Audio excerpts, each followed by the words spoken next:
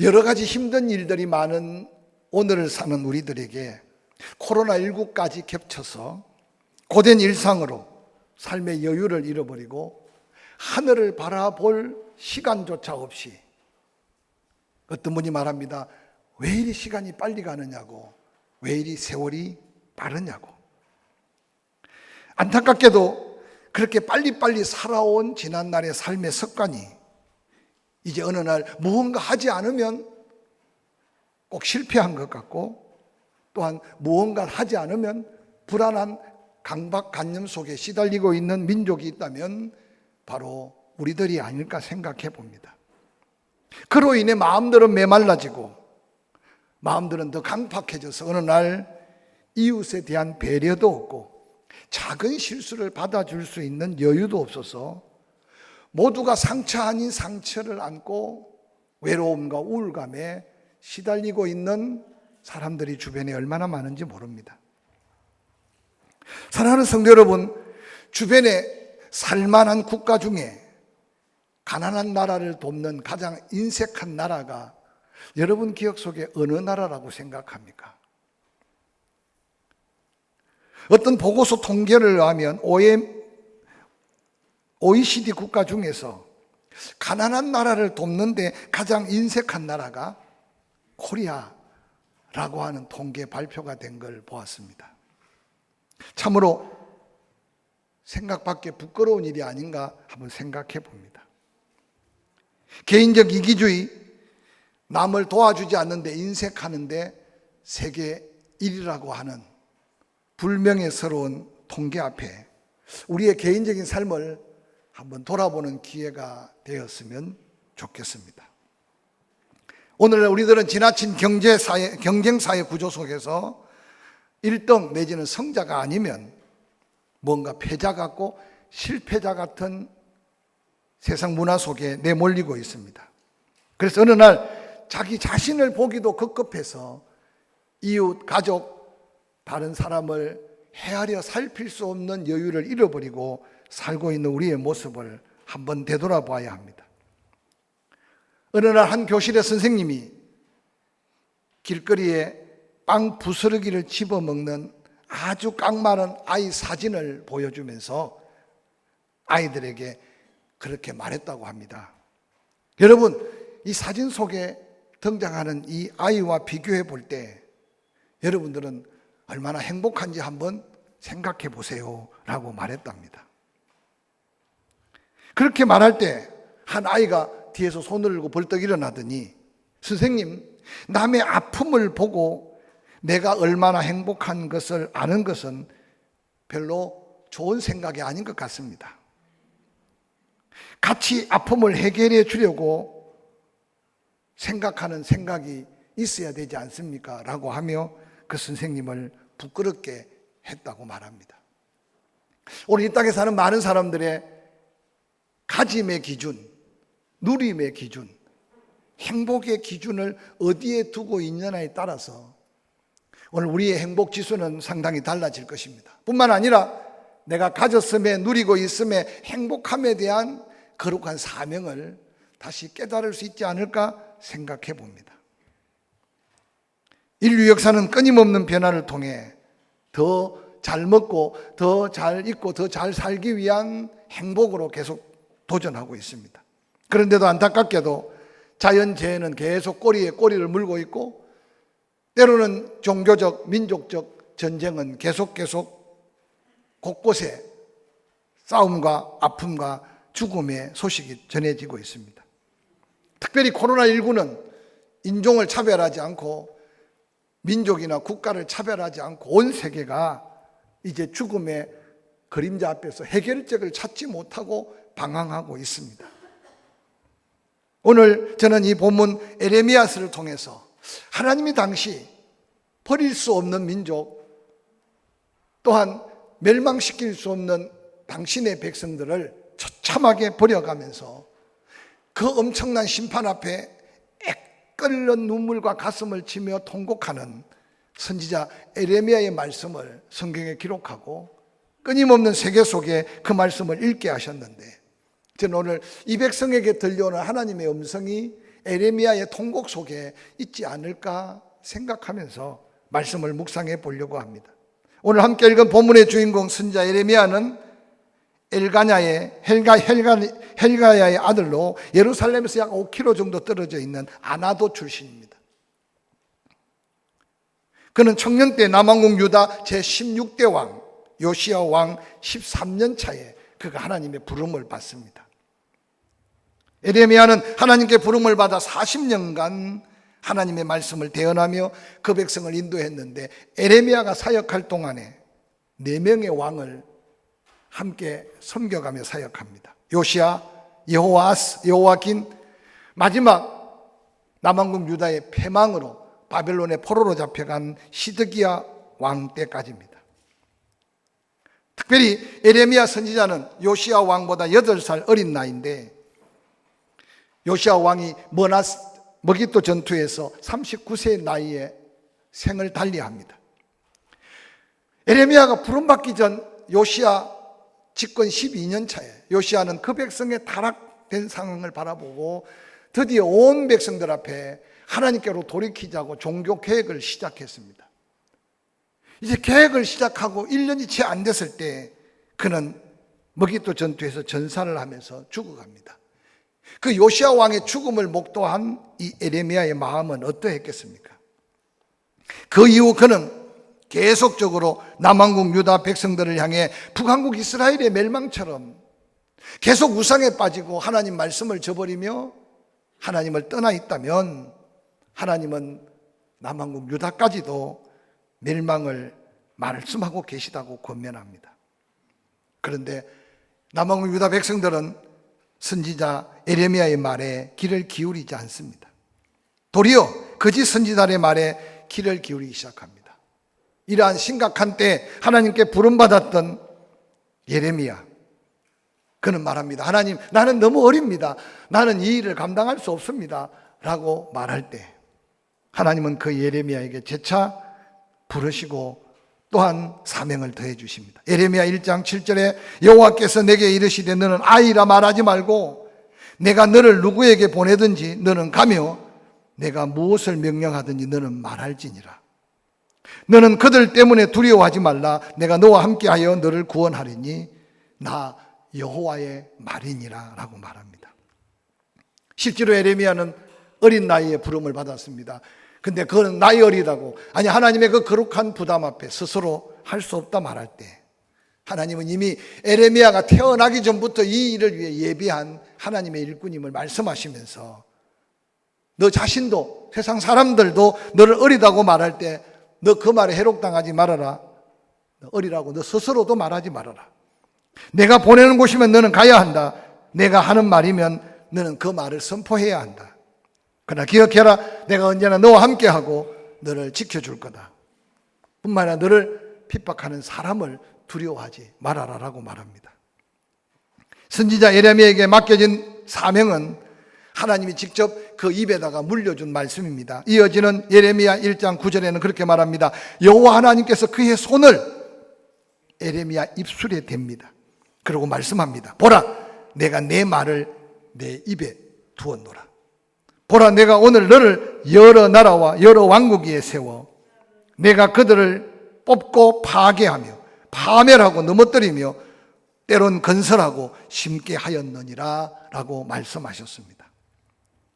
오늘 에레미야의 입술에 손을 대신 여호와의 손길을 한번 기억해 보시길 바랍니다.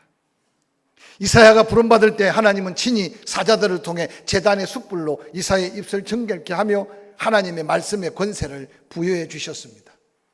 어리다고 때로는 부족하다고 한 걸음 물러선 에레미야에게 여호와 하나님은 직접 당신의 손을 예레미야의 입술에 대시면서 말씀해 주셨습니다. 너에게 권세를 주는데 세계 만국을 뽑거나 무너뜨리고 또 세계 만국을 멸망시키거나 파괴시킬 수 있다. 또한 세계 만국을 세우거나 다시 심어 놓을 수 있는 권세를 내가 너에게 준다고 말씀하셨습니다.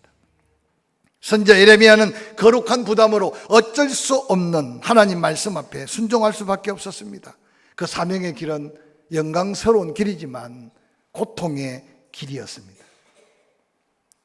사랑하는 성도 여러분, 한 나라가 망하기 전 거짓 희망을 선포하는 가짜 예언자들, 또한 예레미야의 말에 그들도 보지도 않는 종교 지도자들 앞에 예레미야는 하나님 한 분만을 바라보며 예루살렘, 유다의 멸망을 선포하고 있는 그의 모습을 한번 상상해 보시기 바랍니다. 결론적이지만 그렇게 외치고 또 외쳐도 회개치 않은 남왕국 유다 예루살렘 성은 바벨론 제국의 짓밟힘을 당하고 여호와의 성벽과 성전은 무너지고 불타버리고 그들이 다 바벨론으로 포로로 잡혀가는 그 눈을 목도한 예레미야의 마음을 한번 가지고 예레미야서를 묵상하는 저와 여러분이 될 수 있었으면 좋겠습니다. 왜 우리는 이 시점에 남왕국 유다의 패망의 역사를 예레미야를 선포하는 그 말씀을 통해 들어야만 합니까?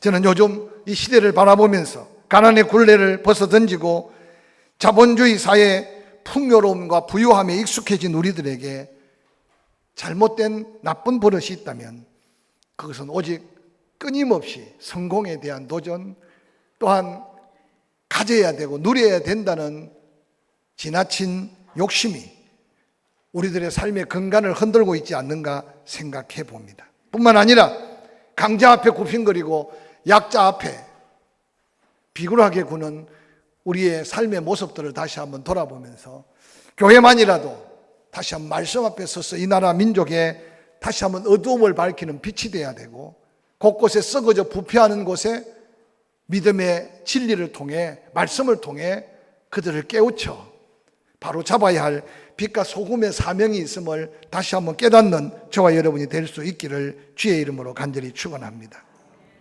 안타깝게도 남왕국 유다 예루살렘에 거하는 수많은 사람들은 하나님의 심판의 메시지를 듣고도 그들은 회개할 생각을 갖지 못했습니다.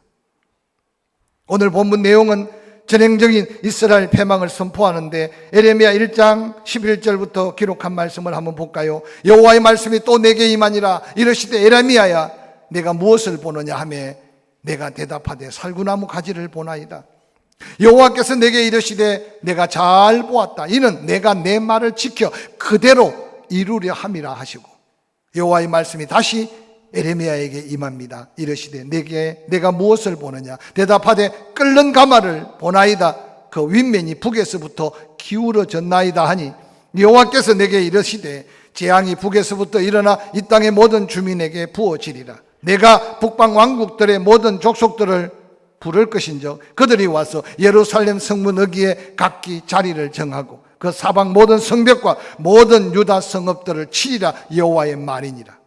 16절 함께 읽어볼까요? 무리가 나를 버리고 다른 신들에게 분향하며 자기 손으로 만든 것들에게 절하였은저 내가 나의 심판을 그들에게 선고하여 그들의 모든 죄악을 징계하리라.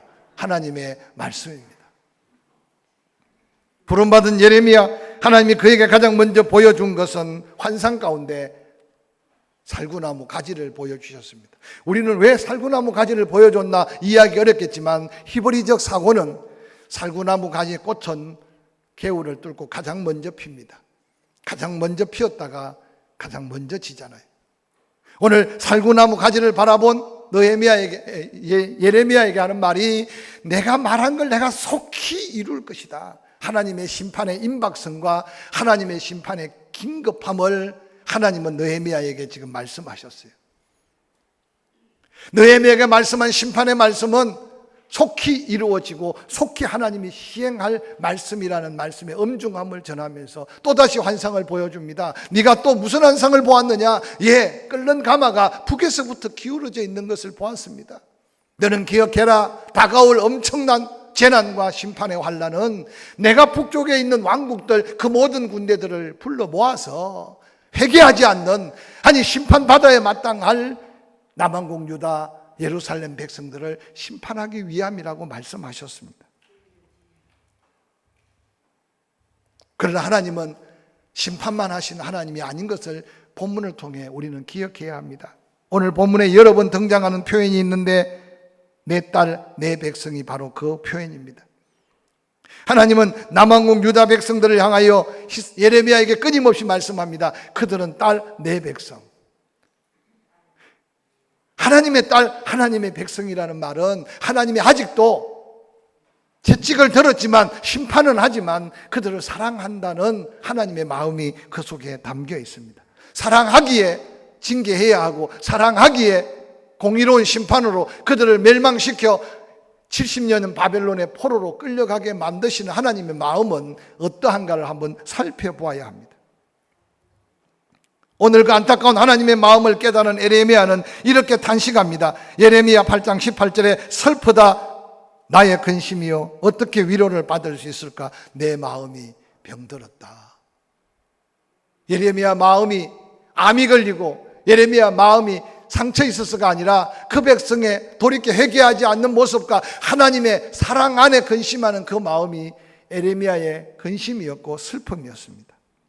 이어지는 예레미야 9장 1절에는 어찌하면 내 머리는 물이 되고 내 눈은 눈물의 근원이 되고 죽임을 당할 딸 내 백성을 위하여 주야로 울리로다 라고 예레미야는 지금 탄식하며 고백합니다.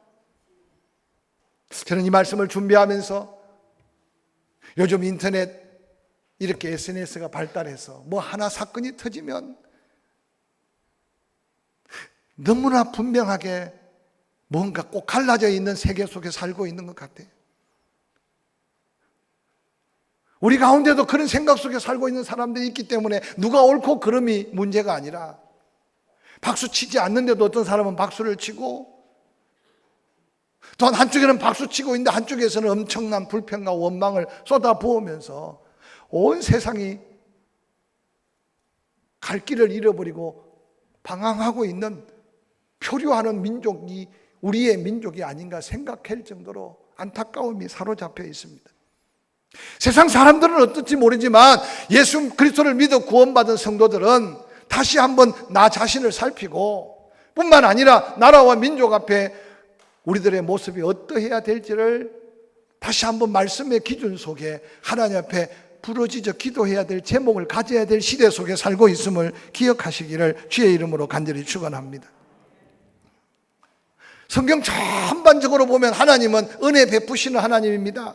그래서 우리가 구원받은 것이 바로 복음이고 그 복음으로 인해 구원은 하나님의 선물이라고 말하지 않습니까? 그래서 사도 바울은 에베소서 2장 8절에 너희는 그 은혜로 인하여 믿음으로 말미암아 구원을 받았으니 이것은 너희에게 난 것이 아니요 하나님의 선물이라 행위에서 난 것이 아니니 이는 누구든지 자랑하지 못하게 함이라고 말했습니다. 저는 어떤 면에서 이 구원은 영적인 구원도 있지만 우리의 육체적인 구원도 있고 조국 대한민국은 하나님의 은혜 중에 은혜인 것은 만국의 한을 품고 해방을 기다리면서 해방이 우리 힘으로 이룬 해방입니까? 6.25 전쟁이 우리 힘으로만 막은 전쟁이었습니까? 짧은 근대사 속에 하나님의 은혜를 모르는 세상 사람들은 그저 지나갈지 모르겠지만 믿음의 성도들만큼은 오늘 우리가 이 자리에 평화롭게 은혜 가운데 예배할 수 있는 것이 하나님의 은혜인 것을 다시 한번 기억하는 시간이 될 수 있기를 주의 이름으로 간절히 축원합니다. 근데 성경 전반적으로 보면 은혜를 베푸신 하나님은 은혜만을 베푸시고 끝난 것이 아니라 또 다른 요구가 있으심을 잊지 않아야 됩니다.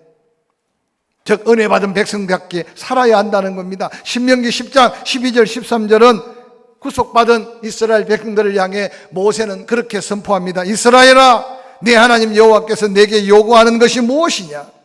곧 내 하나님 여호와를 경외하여 그의 모든 도를 행하고 그를 사랑하며 그의 마음을 다하고 뜻을 다하여 내 하나님 여호와를 섬기고 내가 오늘날 내 행복을 위하여 내게 명하는 여호와의 명령과 규례를 지킬 것이 아니냐라고 말씀하셨습니다.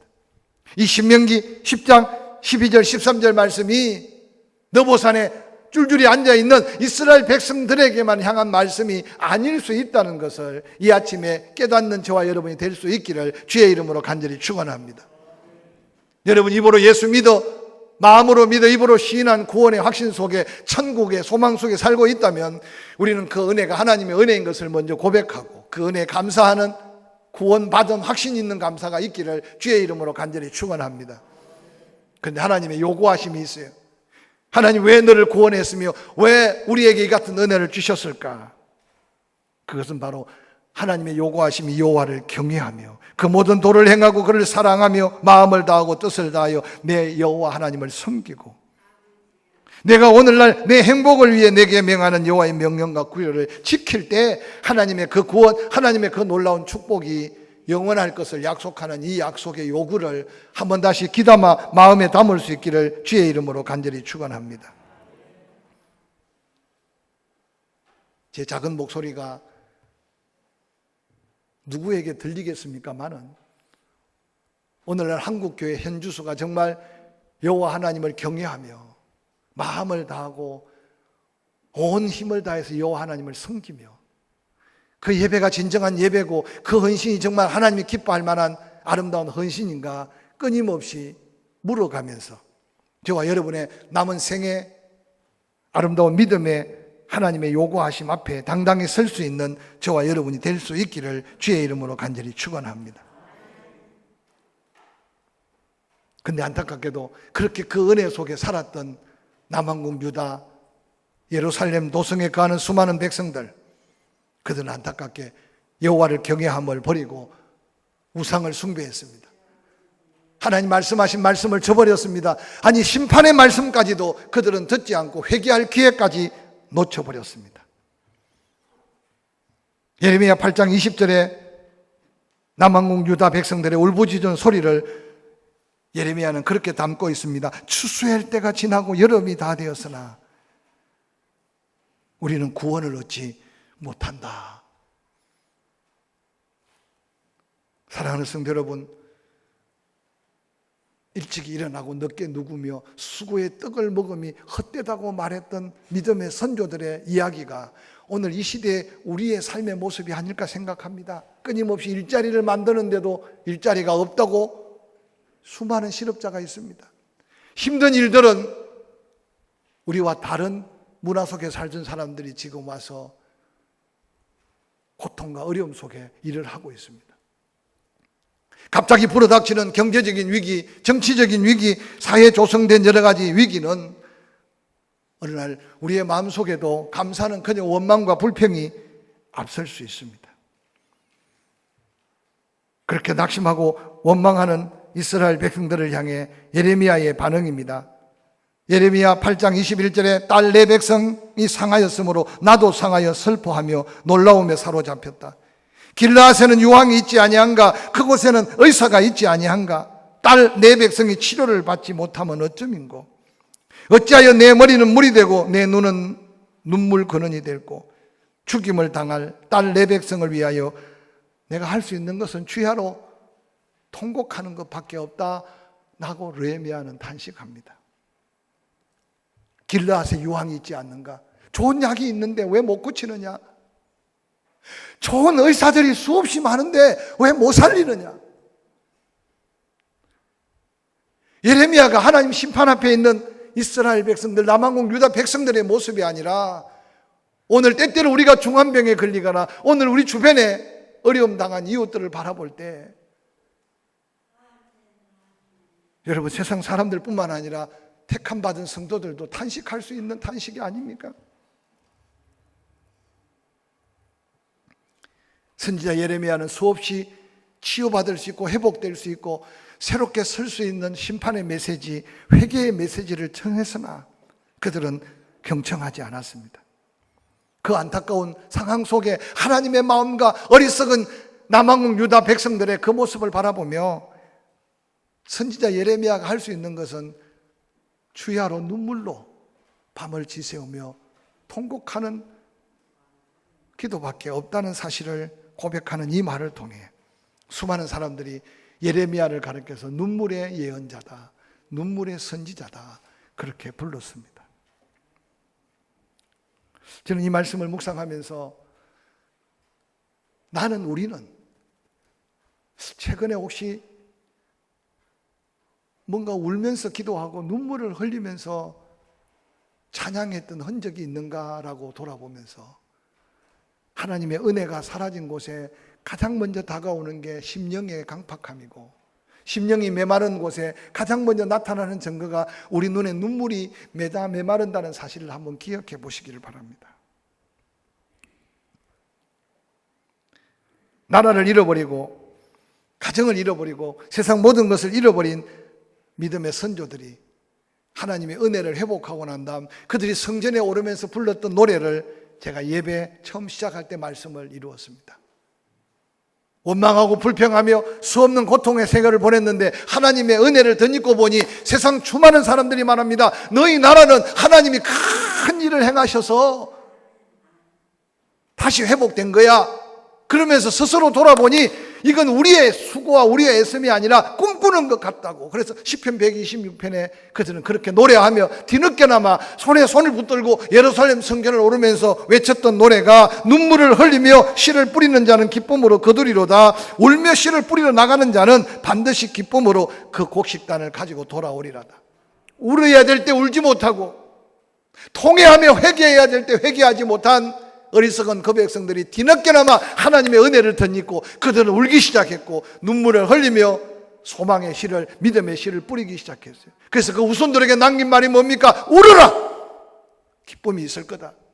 지금 힘들지만 울며 씨를 뿌려봐라. 하나님이 그 기쁨의 단을 가지고 돌아오게 할 거다. 그게 역사고 그게 우리가 경험했던 은혜다 라고 외침이 시편 126편의 위대한 눈물의 고백입니다. 사랑하는 성도 여러분, 나라와 민족 앞에 여러 가지 기독교의 문제 앞에 용맹스럽게 앞서 나서서 싸우는 분들도 없지 않아 있습니다. 또한 묵묵히 기도하는 사람도 있습니다. 한 가지로 알아야 되는 것은 먼저 우리 자신이 하나님 앞에 바로 서기 위해 회개하고, 할렐루야, 우리의 눈에 먼저 눈물이 있는 기도가 필요할 때 우리가 살고 있음을 기억하시기를 주의 이름으로 간절히 축원합니다. 믿음에 가는 길이 좀 달라 보일 수도 있었지만 C.R. 함석한 선생님은 눈에 눈물이 어리면 눈물 어린 렌저로 하나님의 나라가 보인다라는 말을 섬겼습니다. 눈에 눈물이 고인 눈물의 렌저로 봐야 하나님의 나라가 보인대요. 그렇게 말할 수 있었던 것은 민주화를 앞장세워 묵묵히 믿음의 양심을 갖고 호소했던 그분도 뭔가 나라와 민족을 바라보며 흘렸던 눈물이 있지 않았는가 생각해 볼 수 있습니다. 괴테는 눈물과 함께 빵을 먹어보지 못한 사람은 인생을 모른다라는 말로 남겼어요. 일부러 눈물을 흘려가며 빵을 먹어야 될 건 없지만 똑같은 고난이라도 하나님 앞에 그 고난의 문제를 가지고 눈물 뿌려가며 기도하는 곳에 진정한 하나님의 은혜를 경험할 수 있다는 이 고백들이 지금 사는 우리의 고백이 되어야 될 시대 속에 살고 있음을 잊지 않으시기를 주의 이름으로 간절히 부탁을 드립니다.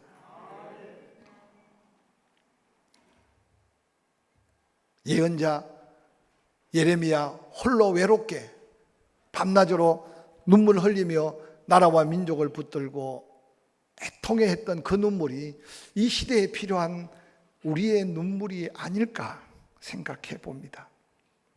우리 주변에 수없이 절망 가운데 헤매이는 영혼들이 많습니다.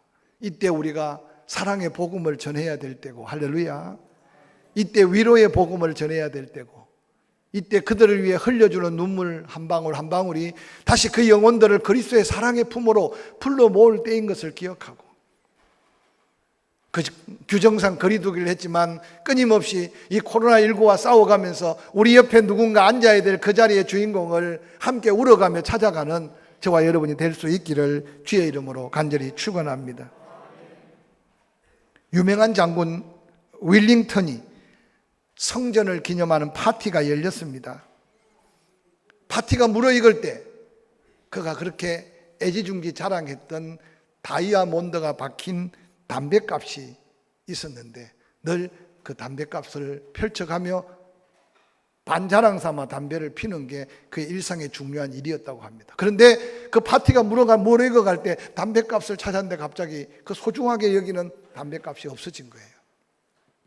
그래서 파티 분위기를 망치지 않을 상황에서 거기 모여있는 사람들 그 현장에서 잊어버렸다고 생각하고 담뱃값을 찾기 시작했습니다. 웅숭웅숭 거리는데 갑자기 이 웰링턴 장군이 아끼는 한 노병이 그런 분위기 속에 말없이 연회장을 파티장을 빠져나가 버리는 거예요. 뒤늦게 웰링턴 장군이 아끼는 다이아몬드가 박힌 담뱃값 도둑의 주인공이 소리 없이 빠져나간 그 노병을 지칭하고 파티가 마쳐버렸습니다. 모두가 다 의아해했습니다.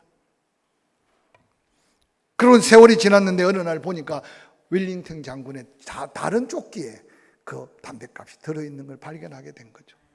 그러고는 해가 지나서 다시 성전 기념일이 되어서 웰링턴 장군은 많은 사람들 중에 그 먼저 빠져나가 오해를 받고 있었던 그 노병을 다시 초청했습니다. 많은 사람 보는 앞에 웰링턴 장군이 그 노병 앞에 무릎을 꿇었습니다.